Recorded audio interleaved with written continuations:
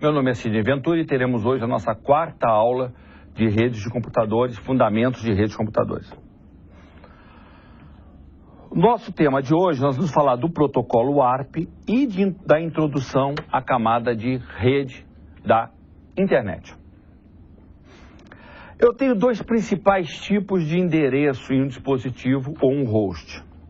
O endereço físico, que é o endereço MAC, que é aquele que nós já estudamos na aula passada e que identifica a máquina na rede local e que permite que eu faça a transmissão em rede local. E o endereço lógico, que é o endereço IP, que vai me informar a qual rede aquela máquina pertence. Então, o endereço MAC é o endereçamento de camada 2, camada de enlace, o endereço IP, o endereçamento de camada 3, camada de rede.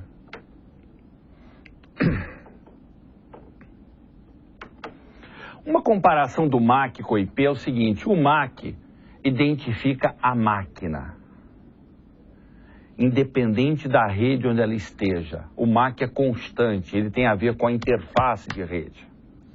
Então, numa analogia, seria o nome da pessoa. O nome da pessoa normalmente não vai mudar. Já o IP diz em que rede está localizado aquele host. Ou seja, é como se fosse o endereço de uma pessoa. E se esse host muda para outra rede, ele vai mudar o seu endereço IP. Como uma pessoa, quando muda de residência, vai mudar o seu endereço residencial.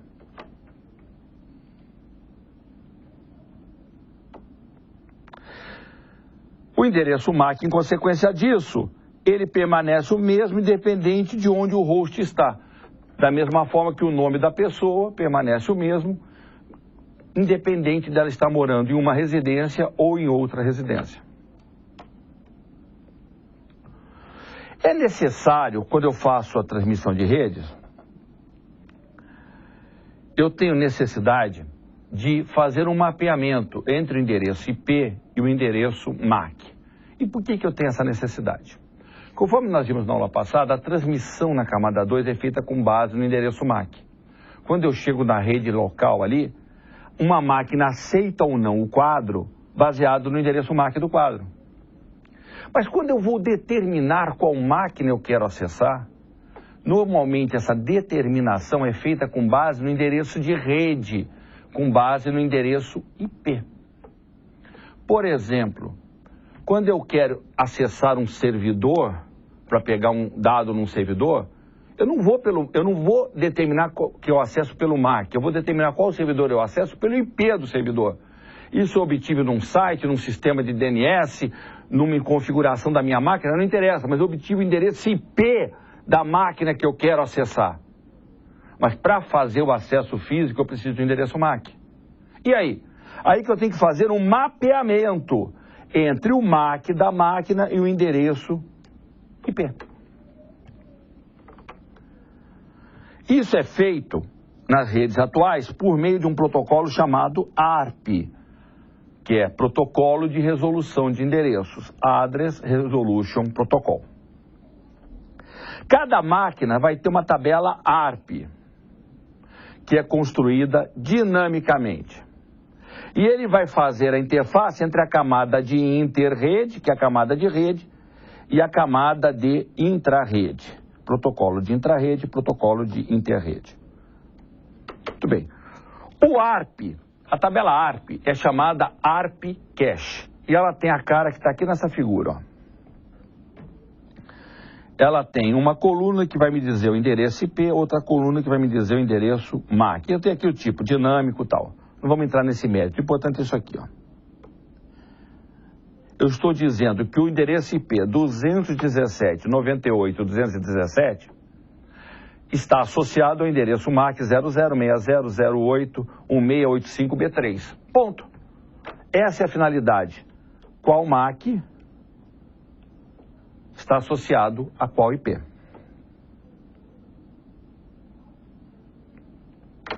Vamos ver então como funciona. Essa máquina aqui, a 218.171, deseja acessar a máquina 218.171.3. Conforme eu disse, não interessa como ela chegou à conclusão que ela precisa acessar esse IP. Ela deseja acessar esse IP. Isso que é importante nós entendermos. Ela começou a aplicação determinou isso, foi para o transporte, colocou o cabeçalho de transporte, chegou na rede. No cabeçalho de rede, eu tenho o IP de origem e o IP de destino. Da mesma forma que no quadro nós tínhamos o MAC de origem e o MAC de destino. É o mesmo raciocínio. E aí a camada superior informou para o IP que ela quer ir para esse IP aqui, ó, 218.171.3. Beleza. A OIP vai verificar se ele sabe o MAC da máquina. Ele vai acionar o ARP Cache. Ele vai lá naquele ARP Cache e vai olhar, opa, eu sei o MAC desse cara? A resposta pode ser sim ou não. Se já consta o MAC na tabela ARP, beleza, ele vai enviar para a camada 2, vai passar para a camada 2, lá para a Ethernet, e o Ethernet vai enviar. Se não existe esse endereço na ARP Cache, ele vai acionar o protocolo ARP para que ele descubra o MAC. Então tá aí, ó. Primeira observação, estão na mesma rede? Estão. A rede é 218.171, 218.171. Essa parte inicial do IP aqui, ó, está identificando que eles dois estão na mesma rede. Por que eles estão na mesma rede e tal? A gente vai ver numa aula futura quando a gente falar de endereçamento IP. Para enviar para a máquina, eu preciso do MAC de destino. Como eu não tenho MAC de destino no ARP Cache, eu vou acionar o protocolo ARP. Acionei o ARP. Beleza. Aqui está mostrando como é basicamente o funcionamento do ARP, que vai enviar uma mensagem chamada ARP Request, ou requisição ARP. A requisição ARP é jogada na rede local, vai ser jogada no barramento, colocando como destino o endereço MAC de broadcast, que é o tal do FF, FF, FF, FF, FF, FF. Como o MAC de origem, ele vai colocar o MAC dele aqui, ó. Isso é endereçamento, camada 2. Aqui começa a mensagem ARP propriamente dita, aonde basicamente o ARP Request faz a seguinte pergunta: qual o endereço MAC desse cara aqui? Isso é o que ele vai perguntar. Óbvio que lá dentro não tem a pergunta feita dessa forma, tá? Tem um formato específico que não vem ao caso. Nós temos que entender o funcionamento lógico do ARP, que é isso aqui. Ele está perguntando qual é o endereço IP desse cara. Muito bem, ele vai jogar o ARP na rede. A requisição vai trafegar pela rede. Está indo para a rede, chegou nesse primeiro computador aqui. Beleza. Ele vai aceitar? Vai. Vamos lembrar da transmissão de camada 2. Ele, para aceitar a transmissão, ele vai checar o MAC. Como o MAC aqui é o MAC de broadcast, o FF, FF, FF, ele vai aceitar. Mas depois que ele aceitar, ele vai descartar. Por quê? Quando ele aceitar na camada 2, ele vai passar para o ARP dele. E o ARP vai acessar aquela pergunta: qual o MAC do 218.171.3? E ele vai falar: é o meu IP? Não, não é. Se não é, eu vou descartar. Eu não tenho que responder. Para mim não serve. Isso aqui não é para mim. Mas ele aceitou. E por que vai com o MAC de broadcast? Não vai com o MAC do cara? Porque ele não sabe o MAC de destino. Então ele tem que fazer com que todas as máquinas da rede aceitem na camada 2 o quadro. E apenas na hora de processar a resposta, descartem, se a pergunta não for para o IP delas. O ARP continua andando, chega no destino. Agora o cara aceita porque é o MAC. Ele vai aceitar em cima porque, opa, a pergunta é para mim. O cara está perguntando o meu MAC, o meu IP. Ele está perguntando o MAC do meu IP, ele quer saber o meu MAC. Então isso aqui é para mim, eu tenho que processar, eu tenho que responder. Chego lá e gero o ARP reply, a resposta ARP, aonde ele vai informar para quem perguntou qual é o seu MAC. Reparem que o ARP reply tem algumas características diferentes. Quando ele vai responder, o endereço de destino não é mais o broadcast, já é o endereço do cara. Ah, mas como é que ele sabe? No quadro ARP, quando veio lá o ARP, havia a informação de qual era o MAC da origem. Inclusive, se você for olhar o quadro ARP, lá dentro do quadro ARP, aqui dentro da mensagem ARP, também tem o MAC de origem. Então ele vai responder especificamente. Ele não vai mais responder de broadcast, porque não interessa, os outros não precisam acessar aquilo, não precisam processar aquilo. Como MAC de origem, ele põe o dele, ó. E aqui dentro do ARP ele vai colocar a resposta.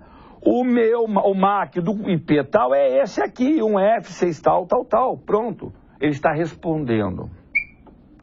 Joga na rede, trafega pela rede. Reparem que esse nosso computador aqui sequer aceitou, foi representado por não aparecer lá, ele descartou, ele nem aceitou.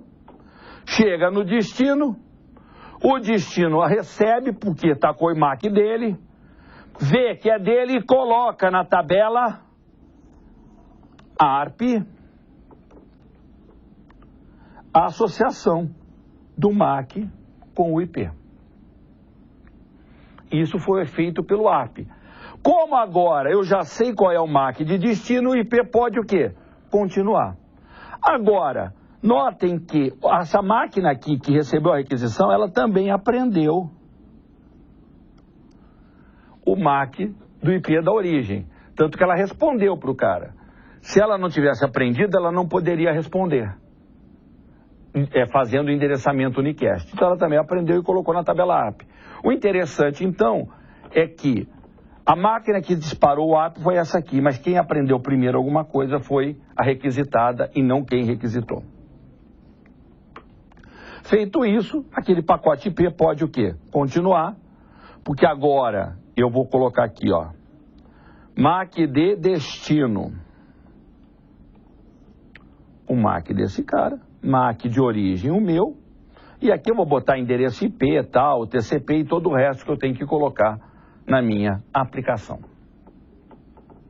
Então esse é o funcionamento do protocolo ARP, que me permite fazer o mapeamento entre o endereço IP e o endereço MAC. O protocolo ARP, ele, para alguns autores, ele é um protocolo de camada de rede, que é o assunto de hoje, camada de rede. Para outros autores não é. Ele é um ponto entre a camada de rede e a camada de enlace, porque ele oferece serviço para a camada de rede e usa a camada de enlace. Então isso tem uma certa discussão. Se o ARP é camada de rede ou camada de enlace, varia de autor para autor. Mas vamos considerar aqui que ele é a camada de rede. E na camada de rede, além do ARP, a grande missão da camada de rede é o roteamento. Eu fazer o roteamento. Rotear é sair, ó, eu tenho aqui uma determinada rede. Eu tenho aqui uma determinada rede, intra-rede aqui, ó. Isso aqui é uma rede. Aqui é outra rede, aqui é outra rede. E eu vou fazer a interligação com esses gateways, que são os roteadores. E eu vou ter que encontrar caminho de uma rede para a outra rede. Essa é a grande finalidade da camada de rede. Então a camada de rede ela tem que ter mecanismos para prover um endereçamento único, que como nós já adiantamos é o famoso endereço IP, fazer resolução de endereços inter-rede e intra-rede, que foi o caso do ARP, a gente já viu o funcionamento do protocolo, a escolha de caminho, que é o roteamento, troca de informações de roteamento, como o roteador conversa com o outro, parâmetros de qualidade de serviço e controle de tráfego e congestionamento. A camada de rede da internet fornece parte disso e não fornece parte dessas coisas, dessa teoria.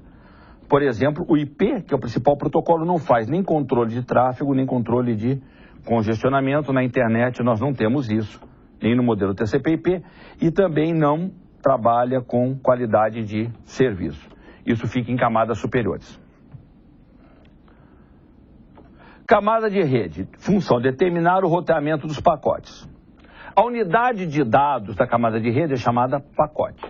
Então, na camada de transporte, o nome típico é segmento. Na camada de rede, pacote. E na camada de enlace, quadro. É a tal da PDO. Quando a gente fala de IP, especificamente, é muito comum dizer datagrama. Porque o IP, ele é um datagrama. O formato de IP é de datagrama, o tipo de cabeçalho que ele usa. Então, muita gente fala datagrama ou pacote, são as PDUs da camada de rede. Pacote é o termo genérico, e o IP e o datagrama quando eu estou falando especificamente de IP. Ela pode operar de duas maneiras, com circuito virtual ou datagrama.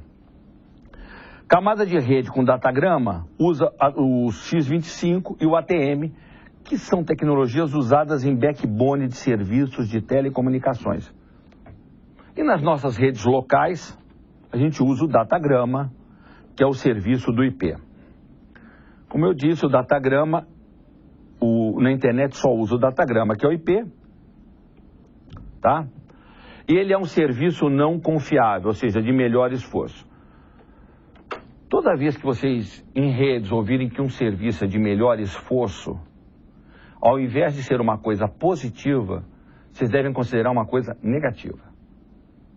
Esse termo melhor esforço dá a impressão que é uma coisa positiva, mas não é.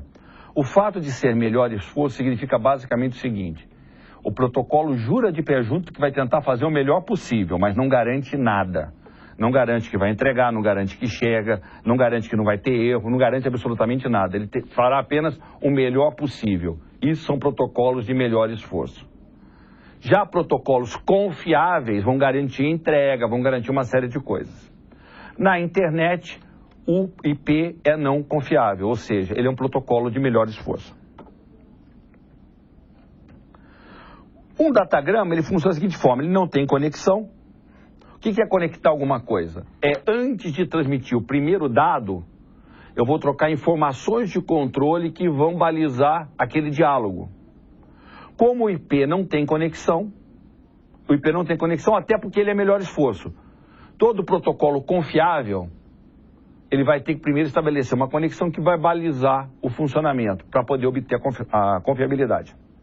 Cada pacote possui endereço de origem e destino. Os pacotes podem ir por rotas diferentes.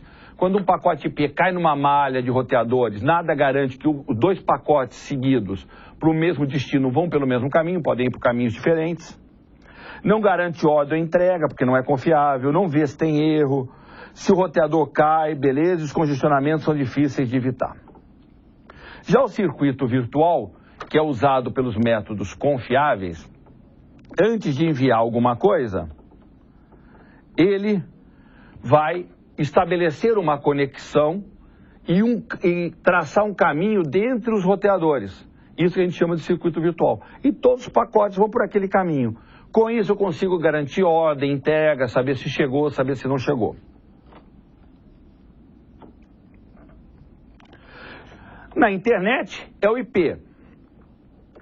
O IP chama as suas PDUs de datagrama e faz o roteamento dos datagramas. Temos também na camada de redes os protocolos de roteamento, que são os protocolos que permitem que um roteador converse com o outro e estabeleça os caminhos. Exemplos desses protocolos são o RIP, o SPF, o BGP e alguns outros. Eu tenho também o ICMP, que é um programa de controle que me devolve mensagens de erro e de controle utilizadas pelo protocolo IP, e o IGMP, que é para fazer aquele endereçamento de multicast. Esse protocolo vai me permitir trabalhar com multicast. O IP é um datagrama não confiável, conforme eu já disse. Os pacotes são roteados independentes um dos outros. Então, eu tenho aqui os roteadores.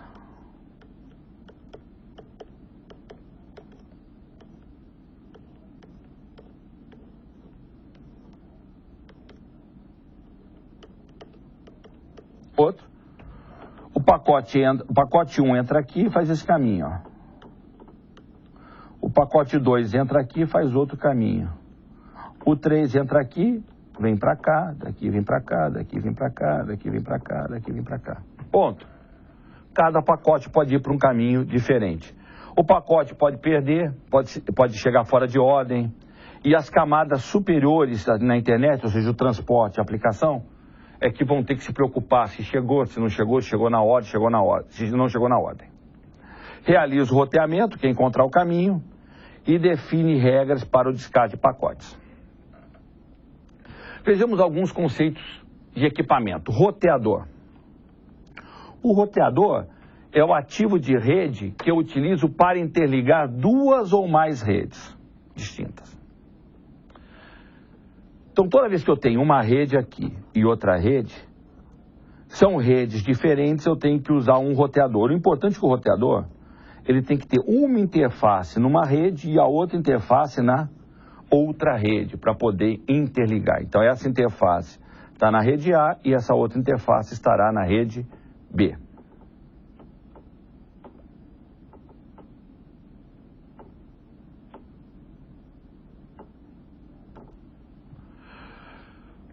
Uma coisa que é muito importante no IP é o endereçamento IP. Todos vocês já viram o endereço IP na máquina de vocês, sabem que o endereço IP existe.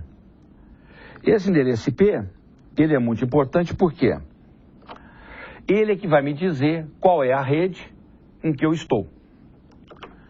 Os endereços IP são números de 32 bits. São 32 bits? São. Quando eu pego aquele endereço IP, 10, 15, 18, 36, cada um desses números é um byte.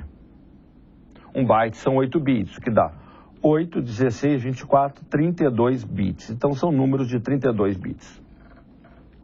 O endereço IP identifica um host em uma determinada rede física. E ele é um endereçamento hierárquico. Ele me diz, par de endereço me diz qual é a rede, par de endereço me diz qual é o host.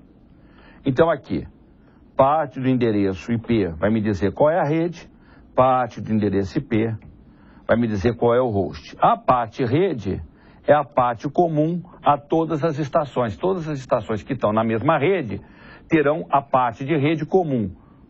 Se eu assumisse, por exemplo, que a minha endereço de rede vai só até aqui, toda estação que começar com 10 está na rede 10. Daqui para cá, endereço de host. Além disso, à medida que eu mudo de rede, o endereço IP tem que mudar. Então, o endereço IP na rede A tem que ser diferente do endereço IP na rede B. Porque se são redes diferentes, se elas são redes diferentes, a parte de rede vai ser obrigatoriamente diferente. Então, o endereço IP vai ser diferente. O endereço IP, ele tem uma notação chamada notação decimal pontuada. Essa notação é aquela que a gente está acostumado a ver, que são 4 números, aonde cada número representa um byte.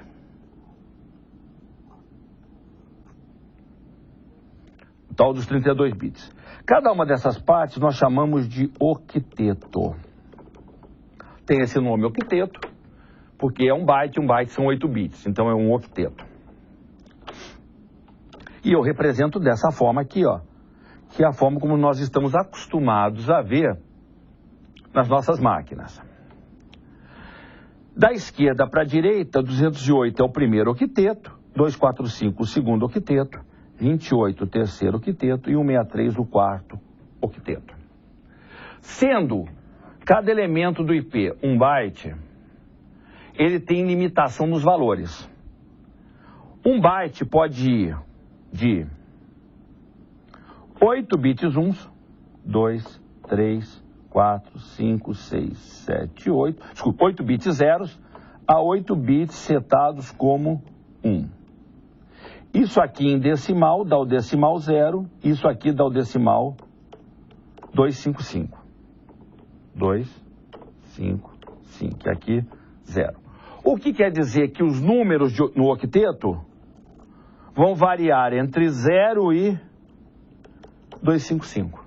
Não posso ter nenhum outro número diferente no octeto que não seja 0 ou 255. Para quem não está acostumado com a transmissão, com a conversão de binário e decimal, vamos precisar estudar um pouquinho conversão de binário para decimal e decimal para binário, porque é a única forma de entender o endereço IP em aulas futuras. Nós vamos ver um pouco mais de endereço IP em outra aula. Entrega de datagrama IP. Como funciona? Olha só.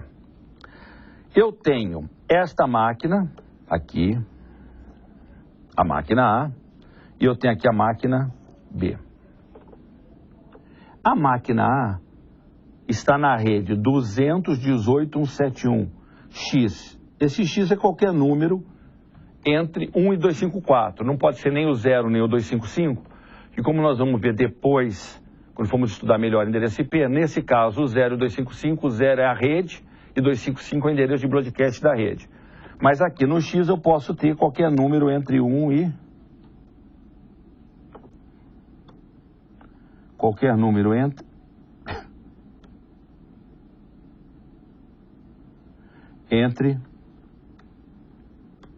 Agora. Não adianta, então deixa pra lá.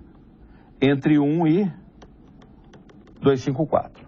Mesma coisa no Y aqui, qualquer número entre 1 e 254. Reparem que aqui é a rede 218.171 e aqui é a rede 218.180. É outra rede. Por isso que eu tenho aqui o equipamento roteador, que vai interligar a rede 218.171 à rede 218.180. Ele vai transmitir endereçamento de intrarrede. Ele vai acionar aqui e uma observação. Se é para outra rede, e a gente vai ver isso com mais calma em outra aula, mas se vai para outra rede, esta máquina A vai encaminhar o pacote para o roteador. E o roteador vai levar para outra rede. Então, quando eu vou fazer aqui o mapeamento com o ARP, esta máquina aqui vai ter como IP de destino o IP dessa máquina, da máquina B, que é o tal do 218.180X, e como MAC de destino, o MAC do roteador, porque na rede local ele tem que mandar para o roteador. Quando chega na outra rede local, o roteador vai com o IP de origem desta máquina A, IP de destino a máquina B, mais MAC de origem o dele e MAC de destino o MAC da máquina B. Ou seja, ele vai acionar o ARP na rede B, para descobrir o MAC da B. E a A vai acionar o ARP nessa rede A para descobrir o MAC do roteador. Já aqui, nós já estamos todos na mesma rede. Reparem que o A e o B estão na mesma rede. Como que ele vai fazer? Vai descer, vai botar o IP de destino, vai colocar o endereço de intrarrede, que nós tínhamos visto, aciona o ARP, se for o caso, para fazer aquele mapeamento, faz o encaminhamento direto dentro da própria rede. Muito bem. Agora, note o seguinte. Essa diferença de quando estão na mesma rede para quando estão em redes diferentes, como estava aqui, ó, se chama encaminhamento direto e encaminhamento indireto. Quando eu tenho encaminhamento indireto, é porque o IP na origem é de uma rede, o IP de destino é na outra rede. Quando eu tenho encaminhamento direto, o IP de origem e o IP de destino estão na mesma rede. Revisando o que eu já falei. Encaminhamento indireto. Essa máquina vai ver que essa está em outra rede, vai enviar para o roteador. Se não souber o MAC do roteador, envia, aciona o ARP. Então o pacote sai com IP de origem da máquina A, MAC de origem da máquina A, IP de destino da máquina B, MAC de destino do roteador. Quando chega no roteador, o que troca? O IP de origem continua sendo da máquina A, o MAC de origem vira o MAC do roteador, o MAC de destino continua sendo da máquina B, o MAC de destino vira o da máquina D. Da máquina B, desculpe, não D. Já que o IP de origem é o da máquina A, o MAC de destino é o da máquina B, da MAC, IP de origem, máquina A. O MAC de origem é da máquina A, o IP de destino é o da máquina B e o MAC de destino é da máquina B. Então, no direto, o A se comunica direto com o B. No indireto, o A se comunica com o roteador. E o roteador se comunica com o B. Então, toda a parte física de transmissão ali na comunicação, pelos MACs, é do A para o roteador, o MAC, e do MAC do roteador para o B. Já no IP, é direto do A para o B no indireto. E no direto, o IP e o MAC de origem são do A, o IP e o MAC de destino são do B e faz o encaminhamento direto. Essa foi a nossa aula de hoje. Agradeço a atenção e nos vemos na próxima aula.